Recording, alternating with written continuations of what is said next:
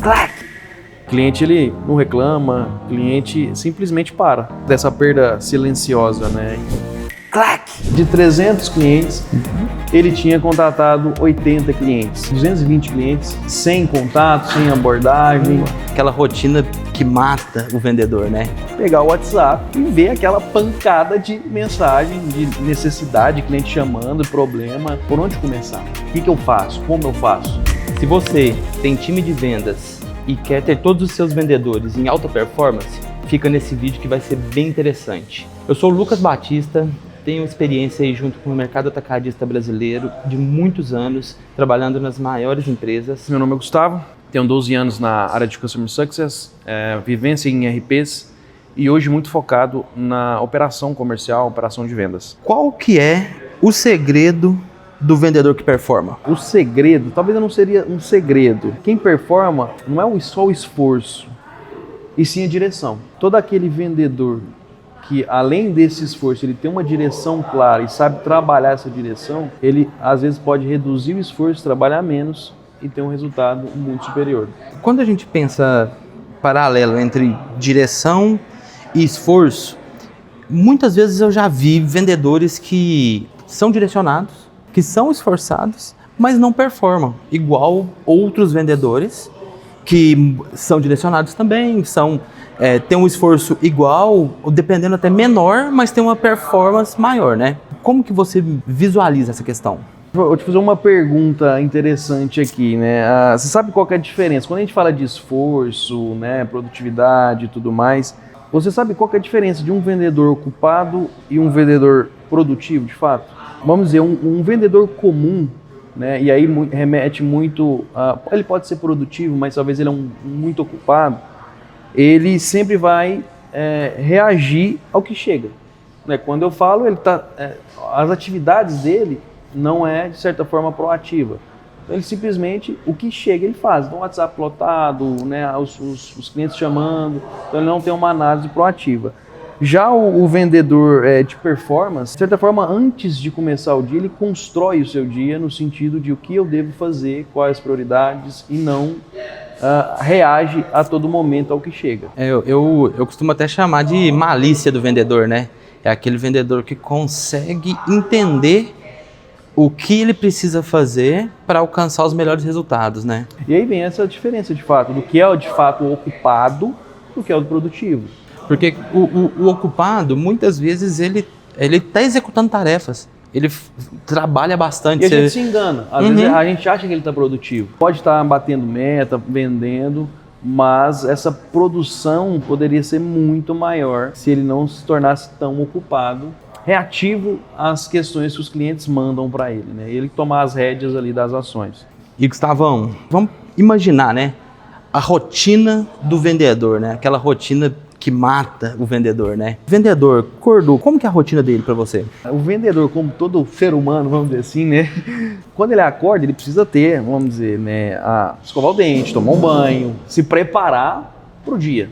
E a segunda, de certa forma, quando ele faz essa base, é entrar de fato no processo e é o quê? Pegar o WhatsApp e ver aquela pancada de mensagem, de necessidade, cliente chamando, problema, pedido, cotação, enfim. E isso, de certa forma, deixa ele... por onde começar? O que eu faço? Como eu faço?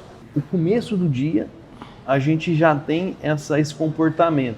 Seja dos clientes, seja dele, de muita quantidade de informação, cliente chamando. A pergunta é, por onde começar? O que eu faço?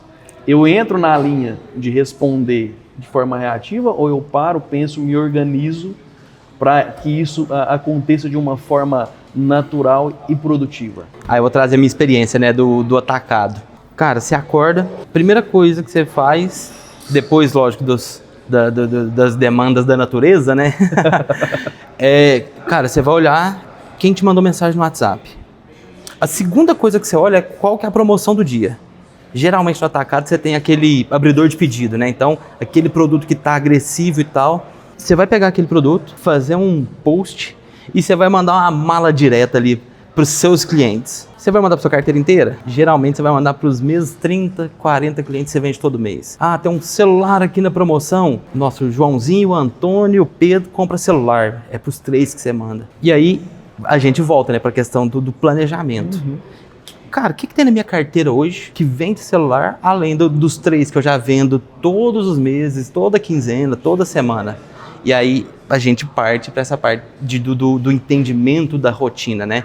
Essa rotina que mata para ser uma rotina matadora, né? Ia ser um trocadilho interessante. Um vendedor que tem sucesso mesmo, ele escolhe aonde atacar e não reage ao que tem. Lógico que a reação ela é interessante porque talvez é algo já definido. O cliente quer comprar, você vai reagir, vai vender. Mas tem que ir além disso, né? No sentido de hoje, quais são as minhas atividades que sejam para reativar a carteira, para eu ter novas vendas, além de fazer essas vendas transacionais, outras vendas. Então, na medida que vai acontecendo, ele precisa escolher em vez de reagir. Perfeito. Acho que esse complemento da escolha do que fazer, como fazer, né, tracionando esses dados, trazendo isso para dentro também, eleva a produtividade. E foi bacana, você trouxe até venda transacional, né? Quando a gente pensa na venda transacional, venda direta, né, várias outras nomenclaturas, a gente sabe que aquele cliente já tem uma demanda. Principalmente quando você tem uma carteira fixa, que você gera relacionamento com aquele cliente, você sabe que ele tem aquela demanda, você sabe que você vai entrar em contato com ele, que ele vai ter muito similaridade entre os pedidos, então a recorrência dos produtos. Como você vai trabalhar as informações, inclusive para esses clientes? Por quê? Ele é um vendedor de eletrodomésticos, eletroportáteis. Você sabe que toda semana ele vai te comprar sanduicheira. Mas como que você vai entender a realidade dele para poder inserir uma batedeira, um liquidificador no dia a dia dele? Se ele não compra de você, compra de alguém. Então, essa demanda ela já existe. A venda transacional ela é uma reposição de um produto que já existe a demanda, né? É bacana a gente pensar na informação para enriquecer aquilo que você já faz na sua rotina, ao mesmo tempo em que te traz munição para alcançar novos clientes, ampliar a sua carteira. E eu referencio o que você está falando até em questão de visibilidade. Então, quando a gente fala de um vendedor de alta performance, ele vê coisas, né, essas informações, esses complementos, vê coisas que os outros comuns não veem. Ele sabe quem comprou, como comprou, quando comprou, né? Então ele tem um controle do seu cliente e ele consegue não só ficar nessa venda transacional, que é algo talvez mais reativo, ele começa a ter um outro patamar de propor, de analisar, né, de ter um relacionamento muito mais proativo e não reativo. Até, Lucão, eu vou te dar um exemplo, assim, quando a gente fala muito de visibilidade, né, de produtividade.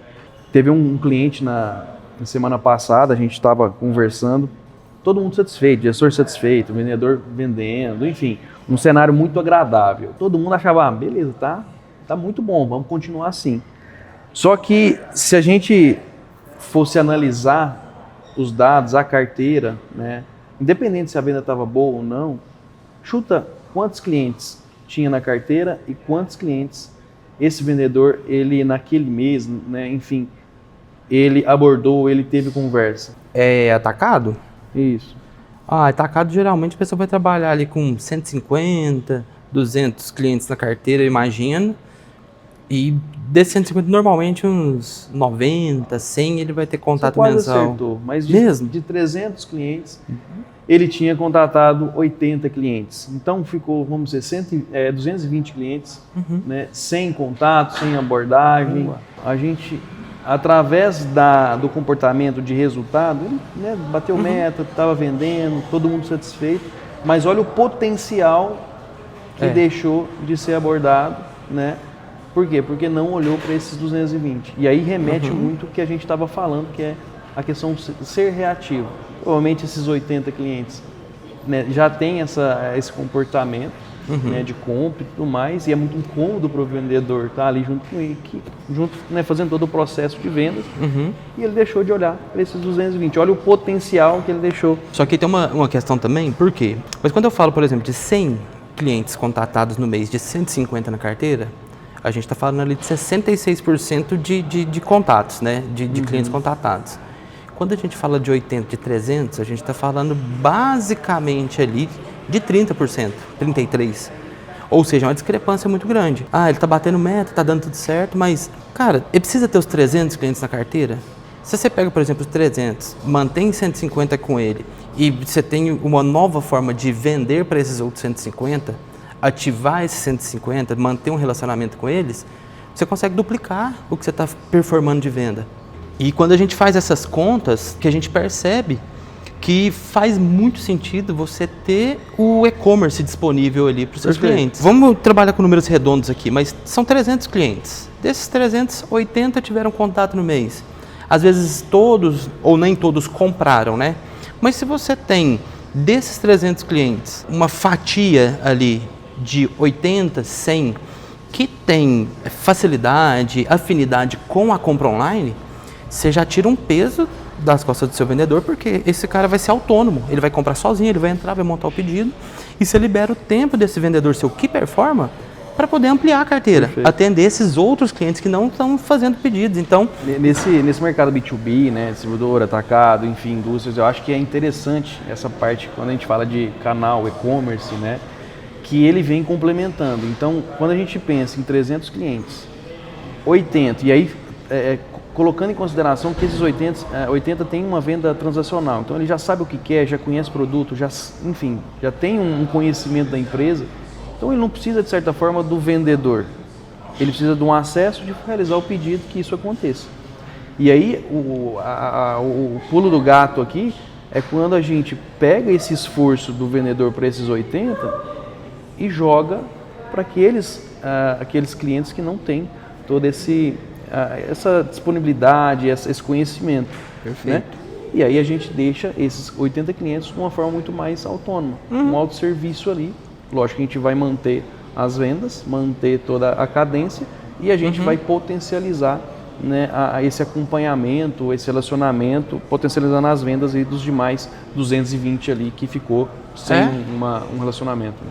Aí a gente vê um fator que é muito importante, e quando a gente fala de um vendedor comum ou de alta performance, relacionado ali à questão de ter as informações na palma da mão, a gente aborda um ponto que é o carrinho, né? Então a intenção de compra, quando aquele cliente ele entra e faz ali, coloca os produtos no carrinho, de certa forma ele está tendo alguma intenção, né? E se essa informação chega para o vendedor, concorda comigo que ele já tem um gatilho de abordagem, de contexto para que ele realize aquela venda? Não, né? Mesmo que aquele cliente não, naquele momento de autosserviço, não realize aquilo ali, mas se tem essa informação, a gente consegue trabalhar essa informação com o vendedor, tendo uma possibilidade de positivação muito maior. Né? Eu acho que a palavra teste é assertividade, né? Se você sabe que ele montou o carrinho, quando ele montou, quando ele parou de colocar produtos ali, quais produtos estavam, 90% da venda já está feita. O que você vai fazer com esses dados? Uma retomada. Então você dá uma continuidade. Essa sensação de continuidade também, ela é muito inerente ao ser humano, né? E geralmente quando você faz uma cotação, você simula um carrinho, sites de tênis aí eu tenho muito isso. Eu monto lá o carrinho e deixo lá no carrinho para esperar uma promoção. Querendo ir lá para poder fazer o processo, de, tipo assim, finalizar aquilo. Essa fluidez no processo, isso gera até um conforto para o cliente. E sem contar a quantidade de ferramentas, quem comprou, quando comprou, o que comprou, o quanto, falando de volume, ele comprou. A gente fala muito de sazonalidade, né? Essa sazonalidade é muito importante nisso também. E a gente tendo esses dados, a gente se torna estratégico e produtivo. Eu costumo até fazer uma comparação, né? Um vendedor comum, então ele não age, ele não vê, né? Ele não tem contexto, então dificulta de certa forma aquela venda. Né? E quando tem essa informação, a gente traz uma ótica diferente, que é o vendedor de performance, de alta performance.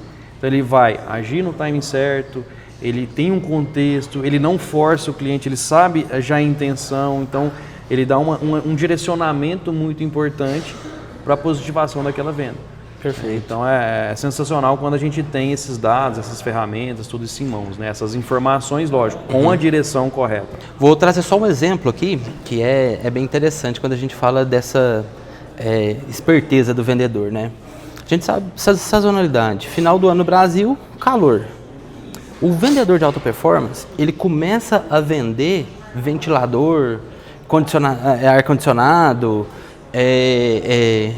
climatizador em agosto, setembro, ainda está frio. Por quê? Quando você pega historicamente no Brasil, e quem está no atacado sabe disso, cara, chegou novembro, acaba estoque de ventilador na indústria.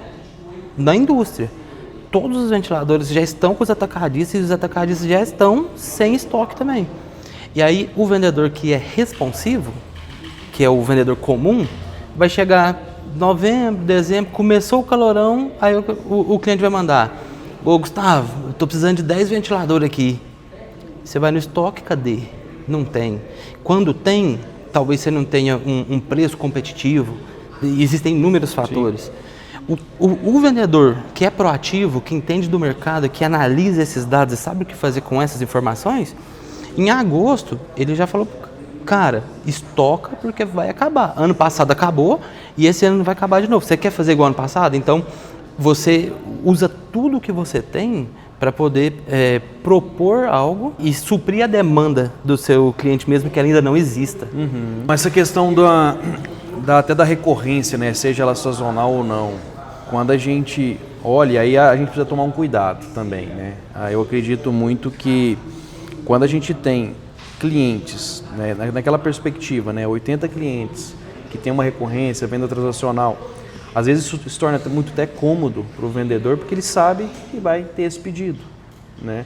E aí é um buraco talvez que a gente não consegue visualizar, até como gestor, o potencial que a gente tem com os demais clientes, igual a gente falou anteriormente. Uhum. Então isso eu vejo, é um problema que a gente depara por ter uma concentração de comportamento, né, do cliente, que a gente já sabe que isso vai acontecer, e como é confortável e vai gerar pedido e vai gerar venda, a gente não olha para o outro lado. Mas eu acho que até nesse ponto aqui a gente volta até um pouco para a questão do e-commerce, né, e autonomia. Quando a gente observa isso que você trouxe, se você é um vendedor e você não consegue vislumbrar uma possibilidade de um mundo onde você vai vender mais tendo o mesmo esforço, você acaba ficando nesse ambiente confortável. É meio que natural. Inicia o mês sabendo, vou fazer tanto de venda para tal cliente, tanto para tal cliente. Minha meta eu bati. É uma garantia, né? Exato. Você pode ser um vendedor de alta performance, mas você continua trabalhando no seguro. Quando a gente volta para a questão do e-commerce B2B, questão das automações hoje em dia, que facilita muito a vida do vendedor, né, da rotina, do trabalho administrativo, ele já começa a vislumbrar um novo mundo, onde com o mesmo esforço, ele vai alcançar resultados muito maiores. Perfeito. E aí a gente já começa a falar de ferramenta, a gente já começa a falar de treinamento para ensinar o seu vendedor comum a utilizar os dados e transformar ele em um vendedor de alta performance, utilizando as ferramentas que estão disponíveis. E aí a gente começa a dar um passo já na evolução comercial. Você já começa a ver um novo mundo. E quando o vendedor vê esse novo mundo, o gestor vê esse novo mundo. Sim. E o dono vê esse novo mundo. Mas enquanto a pessoa que está lá na ponta de lança, fazendo os pedidos todos os dias, não vislumbra esse universo, essa possibilidade, todo o resultado está amarrado a ele. É um caminho que tem que alcançar todas essas pessoas dessa cadeia, sabe? É doideira isso. Vamos dizer que é um aculturamento, né? Aculturamento desde do vendedor que está na ponta, do próprio cliente, né, até o gestor.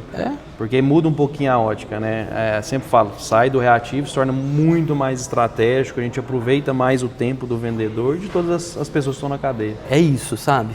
Em decorrência, né, desse processo de centralização ali da carteira, a carteira concentrada, né, a gente depara com um dado de mercado que é interessante, que é o seguinte: dos clientes ativos de uma empresa, 20 a 30% desses clientes param de comprar em algum momento da jornada dele. Não é porque ele parou de comprar aquele produto, não é porque ele não gosta mais. A maioria esmagadora vai ser porque não houve uma ação do lado do vendedor para poder fazer uma reativação, um contato. Que eu nem tô falando de um contato: Gustavo, eu tô com promoção X aqui, você quer? Não é isso, eu estou falando de estratégia mesmo, de você entender a demanda do seu cliente e suprir essa demanda de forma incisiva mesmo, sabe, real, de você entender ele.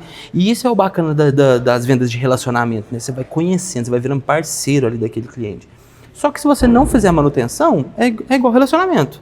Se você não faz a manutenção, ele vai acabar. Só para complementar também, tudo isso acontece de uma forma silenciosa, né? O cliente, ele não, às vezes não levanta a mão. E se você não tá junto, você nem vê ele sumindo ali, né? E realmente, não é falta de demanda, não é falta, mas é falta de ação diante ao cliente, né? E tendo essas ferramentas, enfim, esse apoio tecnológico, a gente consegue evitar. Esses dados de 20% a 30% de clientes que somem, param de comprar, são as informações que ninguém quer ouvir. O vendedor não quer saber que 20% da carteira dele parou de comprar. O gestor, porque a gente está falando um vendedor, 20% da carteira dele, vamos supor que sejam 20 clientes que vão parar de... Mas um gestor que tem 10 vendedores abaixo dele, já são 200. Uma empresa que já tem uma equipe de televendas interna, a gente vai escalando isso. Imagina, e essas pessoas não pararam de comprar. Ela está comprando em algum lugar. É engraçado essa perda silenciosa, né? O cliente, ele não reclama, o cliente simplesmente para, né? A gente precisa ter um olhar mais criterioso, mais estratégico para que isso não aconteça. O próximo passo do comercial é sair do automático. Sim. Quem ficar no automático vai lidar com esses fatos aqui. Vai lidar com uma equipe de vendedor reativo, vai lidar com uma equipe de vendedor que gasta tempo infinito dentro da operação, fazendo cotação, às vezes respondendo o cliente errado na hora errada, porque não vai conseguir estar no timing do seu cliente.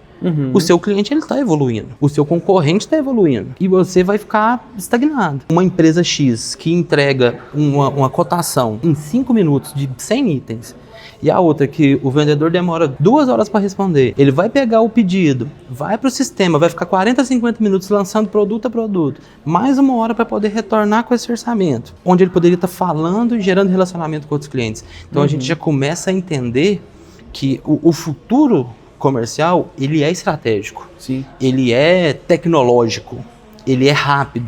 Venda transacional, tempo é dinheiro literalmente nesse mercado, né? Ele sair desse padrão de reação e escolher onde ele agir, de que forma agir. E realmente sai totalmente o reativo do que ele já costuma fazer diariamente e se torna algo muito mais estratégico, já tendo um contexto, trazendo uma visão de futuro, enfim, né, trabalhando de uma forma muito mais interessante com o cliente, positivando muito melhor as vendas, né? Não, inclusive até retomando o início da nossa conversa, né? O vendedor acordou cedo, fez o que ele precisava fazer.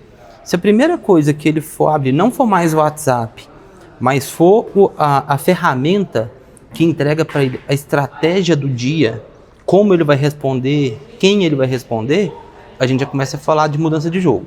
Sim. Tá bom, a gente revisitou muita coisa aqui agora, né, do que a gente vem falando, mas o nosso intuito é o quê? Prática. É colocar isso aqui para acontecer na empresa, né? Então vamos lá. Quais são as ações práticas que a gente consegue implementar de curto prazo, amanhã, para poder trazer já um início dessas mudanças na operação? Bom, Lucão, a mudança mais simples e imediata exclui a ação de entrar no WhatsApp logo de manhã. Esse é o primeiro ponto, para não criar essa dependência de ter que já no automático já executar aquele processo diário que o vendedor costuma fazer, né? Antes de, sei lá, responder qualquer cliente, é você definir com quem você deve falar primeiro, né? Me passa aí 3 dicas aí do que muda a vida do vendedor, Gustavo. Bom, acho que para fazer essa mudança, ver quais os clientes, né, que compraram ali nos últimos 30 dias ou não compraram e por que pararam, né, fazer essa análise. Clientes que tiveram interação recente e não positivaram essa venda, não finalizaram, né, a compra ali. E clientes com alto potencial e baixa frequência. Então, assim, a gente consegue, tendo essas informações, já ter uma previsibilidade, uma ação mais estratégica, quando a gente fala de carteira, de venda, para você entender o comportamento. E sair um pouquinho desse automático, né? E aí aborda, igual a gente estava falando dos 80 clientes, a gente começa a abordar os 220. A gente olhar realmente o que acontece ali nesse sentido. Isso aqui que você falou agora não preciso de um sistema inicialmente, eu preciso de método. Com tudo que a gente trouxe até aqui, né, quando a gente reanalisa, né, então o que é o vendedor de alta performance, Gustavão? Simplesmente é o cara que sabe onde agir, como agir, né? Não fica reativo, não depende só do acaso. Ele tem uma estratégia, ele não é reativo. Então ele sabe o que está fazendo, como está fazendo, já entra para o jogo já sabendo a probabilidade de acerto que ele vai ter. E você também que está aí assistindo, se você pegar o que o Gustavo falou aqui agora, essas 3 listas aqui de como mudar sua rotina e executar a partir de amanhã, sua vida vai mudar. Mas caso você também queira chegar no final do episódio, assistir tudo, ir lá no material aqui embaixo e baixar o e-book, você vai ter essa lista toda segmentada para você fazer um trabalho completo de como você vai mudar a sua rotina e se tornar ou tornar os seus vendedores de alta performance.